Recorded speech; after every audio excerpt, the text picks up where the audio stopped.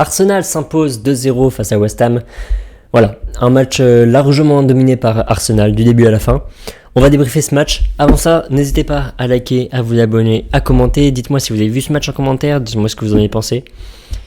Notamment de la prestation d'Arsenal, qui a été là qui n'a pas poussé pour gagner ce match, mais qui a fait le taf. C'est ce que j'ai trouvé, c'est mon avis.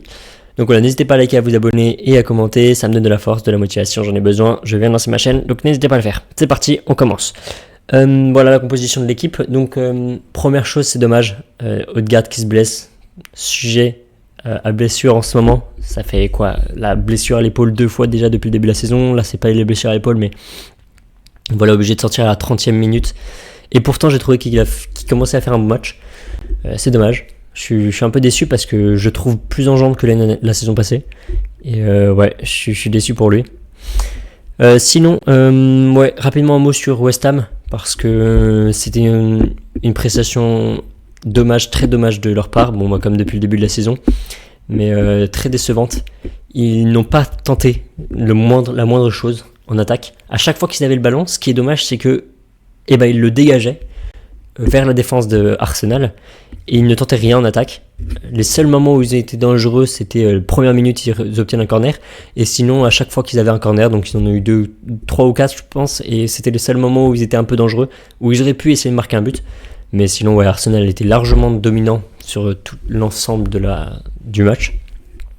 Pas grand chose à dire sur les joueurs de West Ham, du coup ça a été assez décevant. Par contre, du côté d'Arsenal, il y a des choses à dire. Globalement, c'est une équipe, on a l'impression qu'ils se connaissent depuis 2-3 saisons, qu'ils jouent vraiment ensemble depuis 2-3 saisons. Calafiori, il est là depuis la saison passée, il est très très intégré au groupe. Timber était blessé il y a 2 saisons.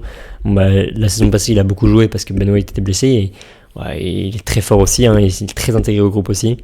Bref, tous ces, même Eze, etc. Ouais, c'était très très très très fort. Il y a une personne qui malheureusement n'est pas intégrée à ce groupe-là et n'est pas en connexion avec le reste de l'équipe, c'est Gyökeres.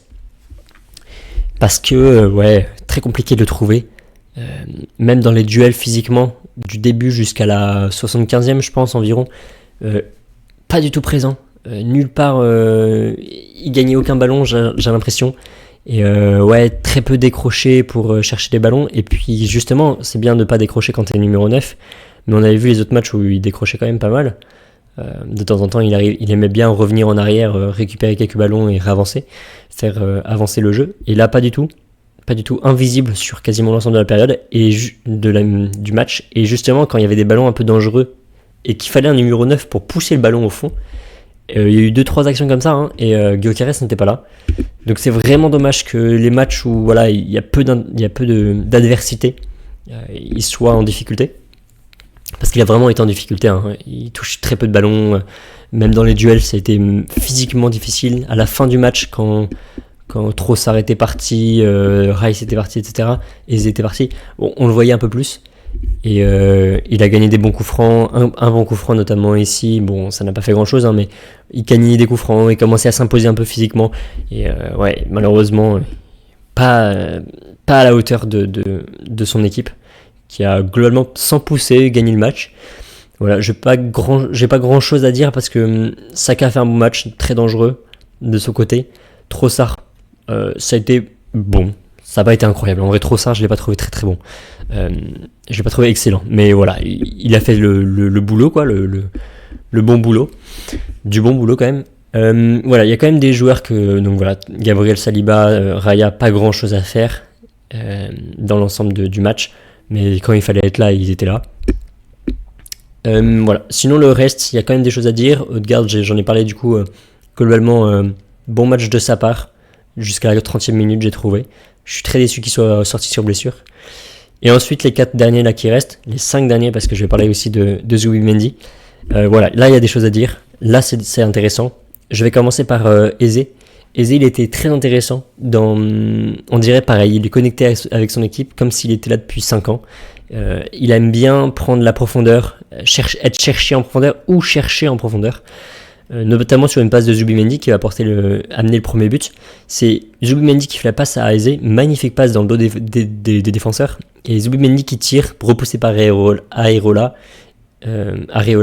et c'est Rice qui va reprendre de l'autre côté et qui va marquer. Donc ça vient quand même d'une action d'Eze, et il a pas mal provoqué. Je trouve par exemple que sa note 7,2 est moins bonne que 7,5, et pourtant je pense qu'il mérite mieux que Trossard. Donc ouais, bon match d'Eze, moi j'aime bien son match, j'aime bien malgré le fait qu'il ait une énorme action qu'il rate au tout début du match. Ouais, il est en face, le ballon lui revient dans les pieds, il est un peu surpris c'est vrai, et il tire un peu trop, il tire trop haut, il tire au-dessus des cages, et c'est dommage parce qu'il n'y avait plus personne dans les buts. Il avait juste à tirer un peu, et ça passait, et malheureusement il a tiré trop fort. Ouais, je suis déçu pour lui, pour cette action. Mais j'aime beaucoup ce joueur, et je trouve qu'il fait beaucoup de bien à Arsenal. Et il apporte beaucoup à Arsenal, et il fait bien jouer, il fait briller ses coéquipiers. Ensuite Calafiori et Timber.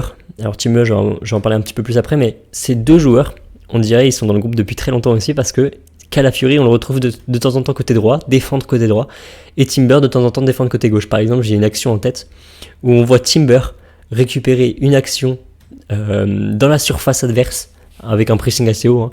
Et ouais, Timber qui est assez fou de le voir presser aussi haut, arrière droit, mais très très bon arrière droit, et là il n'y a pas eu grand chose à faire en défense, donc il a été très présent en attaque. Et Calafiori beaucoup dans le milieu de terrain. Donc Calafiori, si vous regardez les matchs d'un peu d'Arsenal, on verra comme Lewis Kelly, il s'incruste beaucoup dans le milieu de terrain pour apporter un peu plus de nombre. Et ouais, Timber, c'est plutôt la profondeur qu'il va chercher.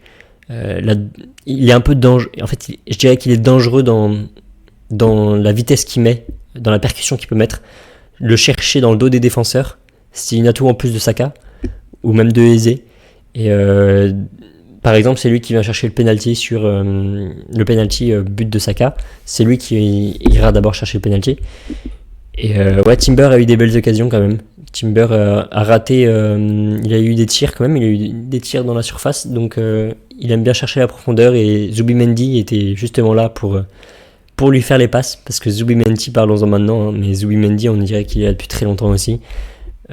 Le gars sait déjà où est-ce qu'il faut mettre la balle, dans le dos des défenseurs, c'est très précis, c'est parfait, c'est pile pour le bon endroit, ça fait briller tes coéquipiers.